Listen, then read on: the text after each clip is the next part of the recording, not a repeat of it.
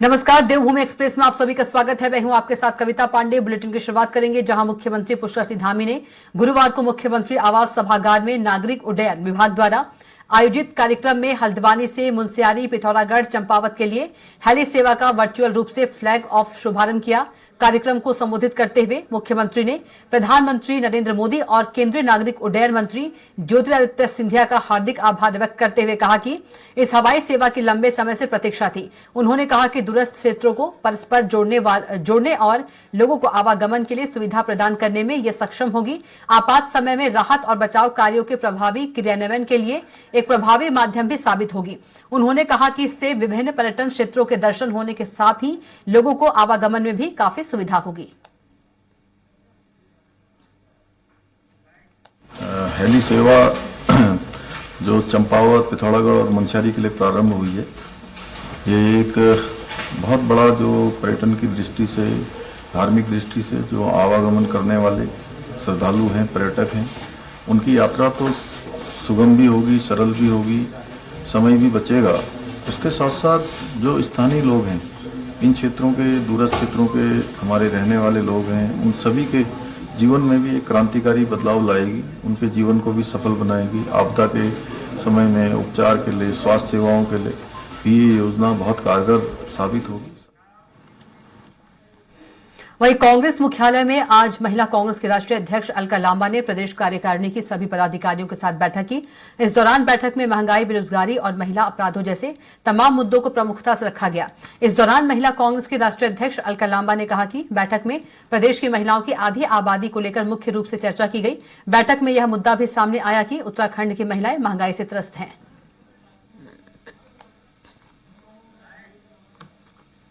राजनीति में भागीदारी को लेकर बात हुई, हमारी चर्चा हुई। बहुत सी बहनें, अभी चुनाव आ रहा है हमारे नगर निगम और मेयर के, इच्छा जाहिर की कि वो चुनाव में आरक्षित सीटें हैं, खड़ी होना चाहती हैं, लड़ना चाहती हैं। लोकसभा में भी हमारी महिला अध्यक्ष जो हैं पौड़ी गढ़वाल से, इन्होंने लोकसभा की दावेदारी की।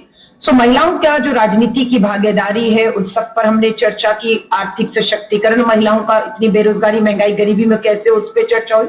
संगठन को मजबूत करने पर। वहीं महिला कांग्रेस के राष्ट्रीय अध्यक्ष अलका लांबा आज उत्तराखंड दौरे पर है। कांग्रेस भवन में प्रेस कॉन्फ्रेंस करते हुए अलका लांबा ने देश में महिलाओं पर हुए अत्याचार और उत्पीड़न को लेकर कांग्रेस सरकार पर जमकर हमला किया। इसी के साथ उत्तराखंड में अंकिता भंडारी हत्याकांड मामले को भी उठाया और महिलाओं को न्याय दिलाने के लिए पदयात्रा निकालने की बात कही। इस पर महिला एवं बाल विकास मंत्री रेखा आर्या ने पलटवार करते हुए कहा कि पहले कांग्रेस अपने गिरेबान में झांके। कैबिनेट मंत्री रेखा आर्या ने कहा कि जहां जहां कांग्रेस की सरकार रही, उन राज्यों की हालत क्या है, पहले वह देखें।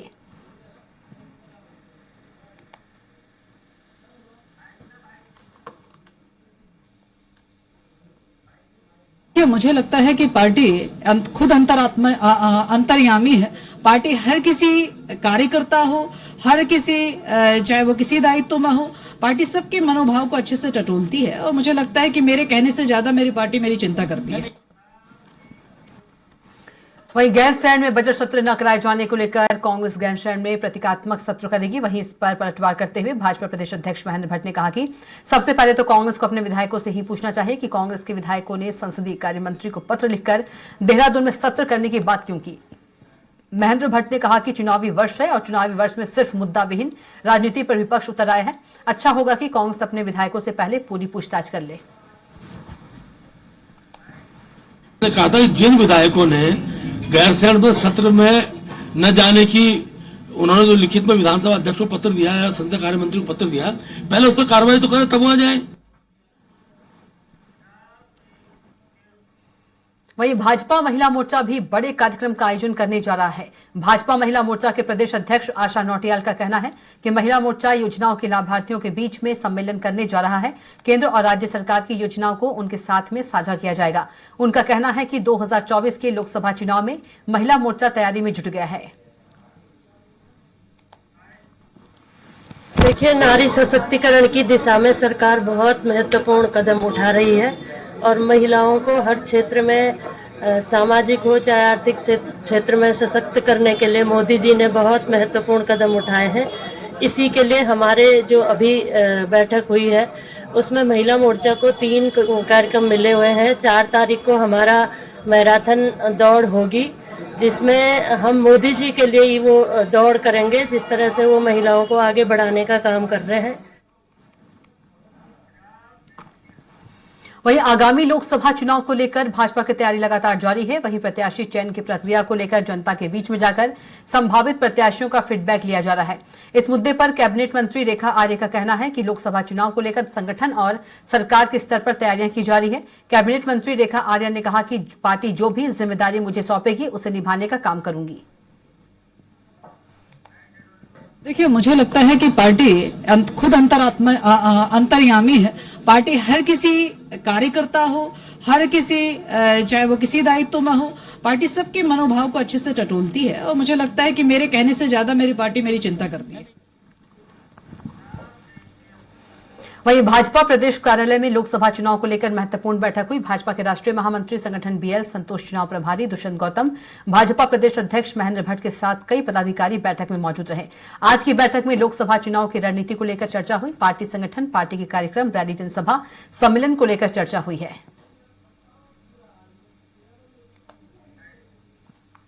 इसके साथ साथ 28 तारीख को और राष्ट्रीय अध्यक्ष जेपी नड्डा जी का उत्तराखंड आगमन है और हल्द्वानी के अंदर हम बूथ अध्यक्ष से लेके और उससे ऊपर के कार्यकर्ताओं का हल्द्वानी जो हमारा कौन क्लस्टर है 2 लोकसभाओं का, उसका कार्यक्रम करने वाले हैं। इसी प्रकार हमारा जो लोकसभा का जो हमारी चुनाव प्रबंधन समिति है और इसके अलावा हमारे जो क्लस्टर इंचार्ज है, इनकी बैठक हम हरिद्वार के अंदर करेंगे। वहीं देहरादून में योग महोत्सव का आयोजन इस बार 15 मार्च से 21 मार्च तक किया जाएगा, जिसमें प्रख्यात योगाचार्यों द्वारा प्रशिक्षण देने के साथ साथ बरसाने की फूलों की होली का प्रस्तुतिकरण और कई कार्यक्रम आयोजित किए जाएंगे। पर्यटन मंत्री सतपाल महाराज ने इस बाबत तैयारी के संबंध में आयोजित बैठक की अध्यक्षता करते हुए यह बात कही। आने वाले समय में आप देखेंगे जिस प्रकार से अभी हम अयोध्या होकर के आए, वहां दर्शन करके आए और हमको धामी जी अपने साथ ले गए, बड़ा उन्होंने कृतार्थ किया और निश्चित रूप में वहां देखने को ये मिल रहा है कि 2 लाख जनता जो है प्रतिदिन दर्शन कर रही है। और मैं तो यही कहूंगा, जहां पर कृपा राम की हुई ता पर कृपा करें सब कोई। और 140 करोड़ जनता जो है माननीय प्रधानमंत्री मोदी जी को आशीर्वाद देने वाली है और ये अमृतकाल चल रहा है और बहुत ही शुभ समाचार है। धन्यवाद। 15 फरवरी से फायर सीजन की शुरुआत हो चुकी है। इसको देखते हुए वन विभाग अलर्ट मोड पर है। इस साल बारिश कम होने की वजह से वातावरण में नमी कम है। इस वजह से वनाग्नि की घटनाओं पर अंकुश लगाना वन विभाग के लिए चुनौती बन सकता है। बीते 3 साल में पिछले वर्ष वनाग्नि की 35 घटनाएं हुई हैं। विभागीय मंत्री सुबोध उनियाल का कहना है कि वनाग्नि की घटनाओं को रोकने के लिए आम जनता की सहभागिता जरूरी है। इसको लेकर हमने प्रथम चरण में 72 गांव में ग्राम प्रधान की अध्यक्षता में वन अग्नि ग्राम प्रबंधन समिति बनाई है, जो वनों की मॉनिटरिंग करने का काम करेगी और वनाग्नि की घटनाओं पर अंकुश लगाने में मददगार साबित होंगे। इसके साथ ही विभागीय अधिकारियों को निर्देश दिए गए हैं कि वह अपने क्षेत्र की मॉनिटरिंग करने का काम करें।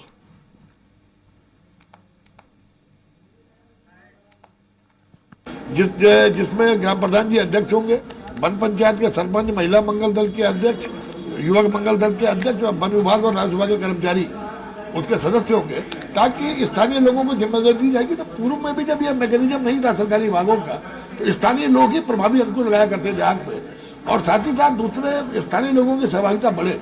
इसके वन विभाग तमाम रिफॉर्म्स कर रहा है, जिसमें कि जंगलों से आम आदमी की आय पर भी प्रभाव पड़े। हल्द्वानी में 8 फरवरी को बनभूलपुरा में हुई हिंसा के मास्टरमाइंड अब्दुल मलिक की तलाश लगातार जारी है। अब्दुल मलिक पर एक और मुकदमा दर्ज हुआ है। ये मुकदमा सरकार की 13 बीघा से अधिक जमीन को षड्यंत्र से खुद के नाम करने का है। इस मामले में साल 1988 में मृत व्यक्ति को जिंदा दिखाया गया और उसके नाम से एफिडेविट भी बनवाए गए। इस मामले की जानकारी देते हुए नगर आयुक्त पंकज उपाध्याय ने बताया कि अभिलेखों की जांच में कई नए तथ्य सामने आए हैं। वहीं दूसरी ओर बनभूलपुरा दंगे के मुख्य आरोपी अब्दुल मलिक की पत्नी पर भी नगर निगम ने एफआईआर दर्ज कराई है। नगर निगम के एसएनए गणेश भट्ट ने बताया कि अब्दुल मलिक की पत्नी साफिया मलिक पर राजकीय भूमि को हड़पने बेचने के संबंध में एफआईआर दर्ज कर जांच शुरू कर दी गई है। इस प्रकार से मैंने देखा कि केवल मौखिक आधारों पर सरकारी जमीनों पर अपने स्वामित्व का दावा कर रहे हैं, बेच रहे हैं, निर्माण कर रहे हैं, खुरमुद कर रहे हैं। ये एक बड़ा गंभीर विषय था। हमारे अभिलेखों, हमारे ईओस की पुरानी रिपोर्ट है, उसमें अंकित है, जिसमें ऐसे षड्यंत्रों का हवाला देते हुए कार्रवाई करने की बात की गई है। तो उन सभी तथ्यों को जो पेपर हमें मिले हैं उनका संज्ञान लेते हुए, उनको संलग्न करते हुए हमारे सहायक नगर आयुक्त की ओर से प्रथम सूचना रिपोर्ट दर्ज कराई गई है और मुझे लगता है कि इसमें कुछ लोगों ने षड्यंत्र के तहत मृत व्यक्तियों का नाम का उपयोग करते हुए विभिन्न कार्यालयों में, न्यायालयों में इन्होंने पैरवियां करी हैं, फर्जी कागज लगाए हैं। हल्द्वानी के बनभूलपुरा में हुई हिंसा के बाद राष्ट्रीय अल्पसंख्यक आयोग के अध्यक्ष इकबाल सिंह लालपुरिया 2 सदस्यीय टीम के साथ हल्द्वानी पहुंचे। अपने दौरे के पहले दिन उन्होंने बनभूलपुरा के दंगा प्रभावित क्षेत्र का दौरा किया और बनभूलपुरा क्षेत्र में लोगों से मिलकर उनका हालचाल जाना। इसके बाद सर्किट हाउस काठ गोदाम पहुंचकर अधिकारियों के साथ बैठक की और इस पूरे घटनाक्रम की अधिकारियों से विस्तृत जानकारी भी ली। बैठक में कलेक्टर और एसएसपी के साथ ही बड़े अधिकारी मौजूद रहे। आज वो बनभूलपुरा के लोगों के साथ बैठक कर उनसे भी बातचीत करेंगे। अभी बहुत सारे लोगों से बात करनी बाकी है। लोग मिनॉरिटीज के मन से डर, भय और इनइक्वालिटी की भावना खत्म हो, डिस्क्रिमिनेशन की भावना खत्म हो, इसके लिए मिनॉरिटी कमीशन काम करता है। भारत में मिनॉरिटी सबसे ज़्यादा सेफ है। ये देश है जहां 51 से लेके आज तक मिनॉरिटी पॉपुलेशन बढ़ी है। हर जगह मिनॉरिटी को मौका मिलता है। हम राष्ट्रपति भी बनते हैं, प्रधानमंत्री भी बनते हैं। ये ऐसा देश है। वहीं एसटीएफ ने देश में M2M सिम के माध्यम से अपराध का खुलासा किया है। उत्तराखंड एसटीएफ की साइबर क्राइम पुलिस टीम ने फर्जी सिम कार्डों की अब तक की सबसे बड़ी बरामदगी की है, जहां इस दौरान करीब 45,000 फर्जी सिम बरामद किए गए। एसटीएफ एसएसपी आयुष अग्रवाल ने मामले का खुलासा करते हुए बताया कि एसटीएफ की टीम ने 80 लाख रुपए की धोखाधड़ी करने वाले गिरोह का पर्दाफाश किया है और एक आरोपी को चांदनी महल क्षेत्र दिल्ली से गिरफ्तार किया है। देखिए, कुछ दिनों पूर्व हमारे जो cyber crime police station Dehradun में है, यहाँ पर एक शिकायत प्राप्त हुई थी जिसमें कि शिकायतकर्ता के साथ में शेयर मार्केट में इन्वेस्टमेंट के नाम पर 80 लाख रुपए की धोखाधड़ी की गई थी। तो इसमें हमारे द्वारा एफआईआर रजिस्टर करके इन्वेस्टिगेशन की जा रही थी और इन्वेस्टिगेशन के दौरान ही इसमें जो हमने कल देर रात दिल्ली से एक अभियुक्त को गिरफ्तार किया है और इसमें जो बड़ी संख्या में लगभग 3,000 सिम कार्ड इसके पास से बरामद किए गए हैं। खबर देहरादून से है, जहां मुख्य सचिव राधा रतूड़ी से गुरुवार को सचिवालय में गुरुद्वारा श्री हेमकुंड साहिब मैनेजमेंट ट्रस्ट के अध्यक्ष नरेंद्रजीत सिंह बिंद्रा ने भेंट की। नरेंद्रजीत सिंह बिंद्रा ने मुख्य सचिव को जानकारी दी कि 25 मई 2024 को तीर्थ स्थल श्री हेमकुंड साहिब की यात्रा का शुभारंभ और 10 अक्टूबर 2024 को कपाट बंद किए जाने की तिथि घोषित कर दी गई है। राज्य सरकार ने इस पर सहमति बना दी है। मुख्य सचिव राधा रतूड़ी ने कहा कि इस दिशा में पूर्ण सहयोग किया जाएगा। हेमकुंड साहिब मैनेजमेंट ट्रस्ट ने यह निर्णय लिया है कि यात्रा 2024 इस वर्ष 25 मई से प्रारंभ होगी एवं 10 अक्टूबर को इसकी समाप्ति होगी। मैं दोहराता हूं कि कपाट 25 मई 2024 को खुलेंगे और 10 अक्टूबर 2024 को बंद होंगे। आप सभी से निवेदन है कि इन तिथियों को ध्यान में रखते हुए अपनी यात्रा का तैयारी करें। हरिद्वार के नगर कोतवाली क्षेत्र में बीते माह हुई मासूम की हत्या के मामले में पुलिस की बदमाश के साथ मुठभेड़ हो गई। इस दौरान बदमाश ने पुलिस पर फायरिंग कर दी और दरोगा की गोली लग गई।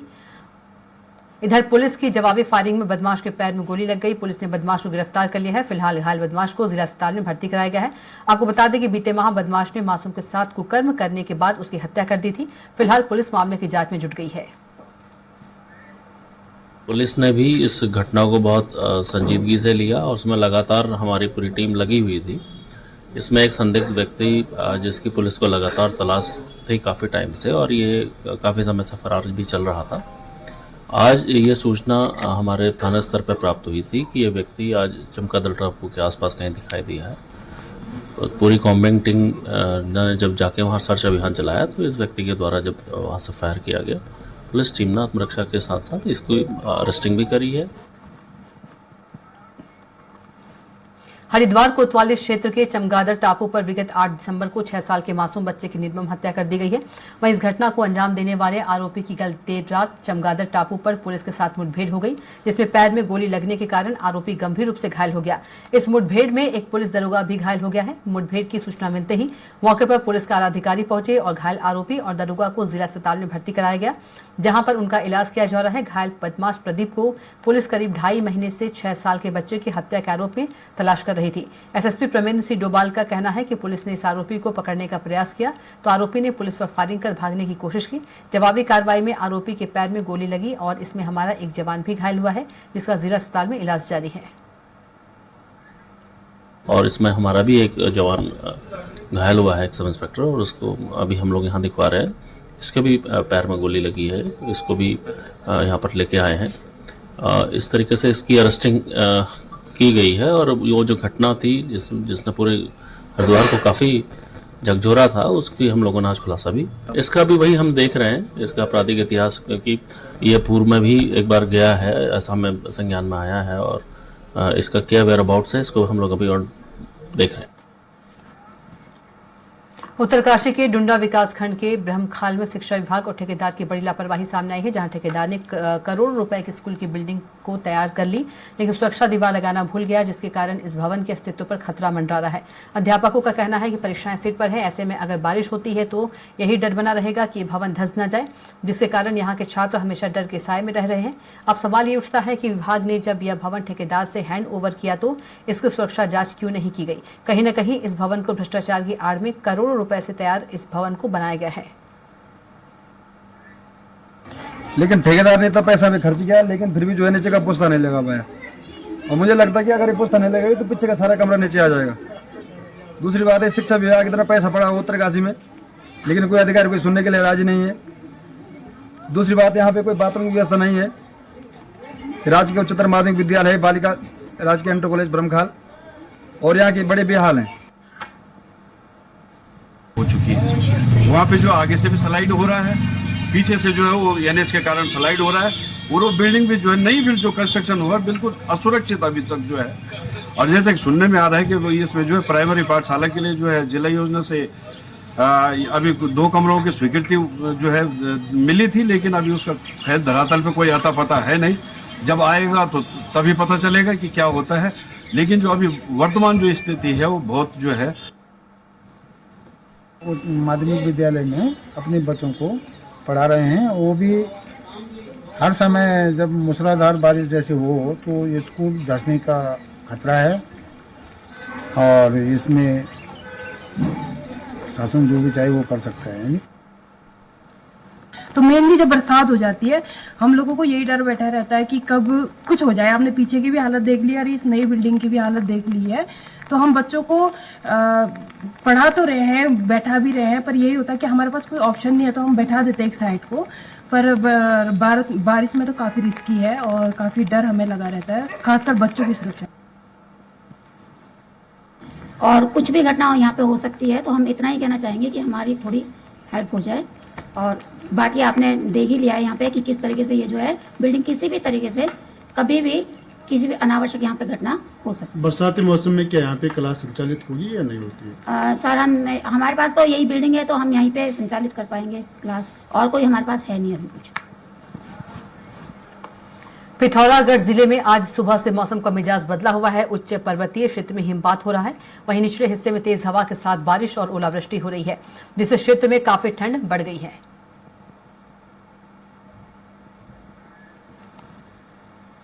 वहीं राम भक्तों को लेकर देहरादून से स्पेशल ट्रेन अयोध्या के लिए रवाना हुई। देहरादून स्टेशन पर हजारों की संख्या में उपस्थित श्रद्धालुओं को पूर्व मुख्यमंत्री त्रिवेंद्र सिंह रावत और टिहरी सांसद माला राजलक्ष्मी शाह ने हरी झंडी दिखाकर श्रद्धालुओं को रवाना किया। यह ट्रेन देहरादून से 11 बजे रवाना हुई और यह ट्रेन रात को 2:55 पर अयोध्या पहुंचेगी।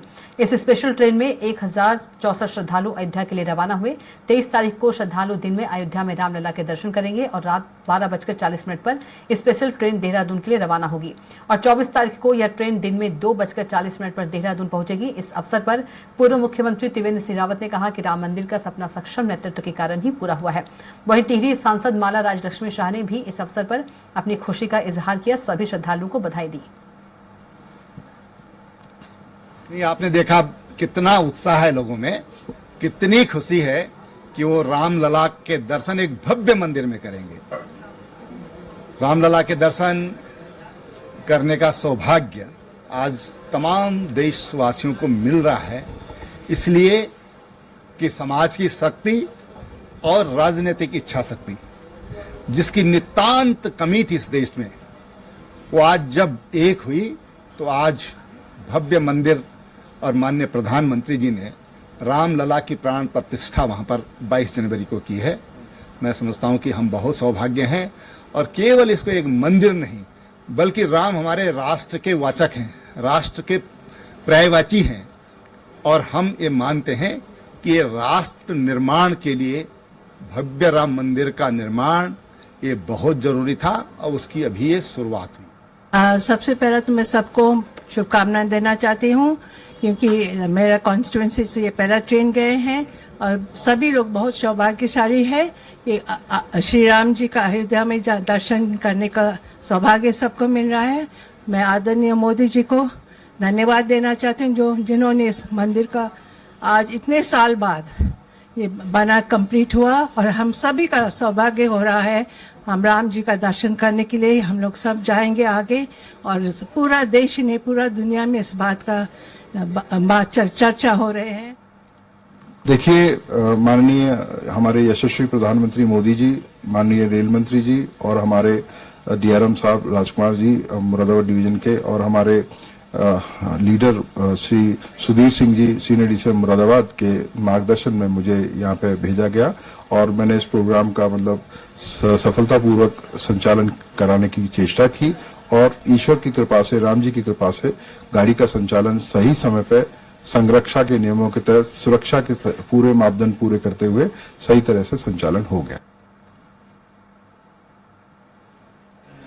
इसमें हमारे पे 16 GSM 2 SLR 18 का लोड गया है और इसमें जानकारी के मुताबिक 1064 ये पैसेंजर्स के हैं हमारे। बेरोजगार युवा संगठन के कार्यकर्ताओं ने राजधानी देहरादून के परेड ग्राउंड से सैकड़ों की संख्या में निकलकर सचिवालय के लिए कूच किया। हालांकि पुलिस ने बैरिकेड लगाकर प्रदर्शन कर रहे तमाम युवाओं को रोक लिया। वहीं इस दौरान बेरोजगार संघ के अध्यक्ष बॉबी पवार ने कहा कि सरकार जिस तरह से युवाओं की अनदेखी कर रही है यह दुर्भाग्यपूर्ण है। विज्ञप्तियों के आधार पर कोई भी भर्तियां प्रदेश में नहीं हुई है। ऐसे में प्रदेश के तमाम बेरोजगार युवाओं को आज सड़कों पर उतरना पड़ा है। उन्होंने कहा, हमारी मांग है कि सरकार आचार संहिता से पहले भर्ती प्रक्रिया को संपन्न करवाए। साथ ही चेतावनी देते हुए कहा कि अगर सरकार हमारी मांगों पर सहमत नहीं होती है तो हम 26 फरवरी को विधानसभा का घेराव करेंगे। युवाओं की ये पीड़ा है कि यदि आचार संहिता से पहले ये भर्ती नहीं निकालेंगे तो कहीं ना कहीं ये आगामी जो चुनाव और 27 में आने हैं तब ये भर्तियों की बात करेंगे जैसा होता आ रहा है। हम ये चाहते हैं कि समय रहते आज सांकेतिक रूप से युवाओं ने सचिवालय कुछ किया है और इस मकसद से किया कि सांकेतिक रूप को देखते हुए सरकार इनकी मांगों पर अमल करे और इन पर विज्ञापन जारी करे। अगर नहीं होता है तो मुझे लगता है कि आगामी विधानसभा सत्र में युवा इससे भी 10 गुना संख्या में आकर विधानसभा घेराव करेंगे और अपनी मांगों को। इसी के साथ फिलहाल के लिए देवभूमि एक्सप्रेस में इतना ही। आप देखते रहिए स्वराज एक्सप्रेस। नमस्कार।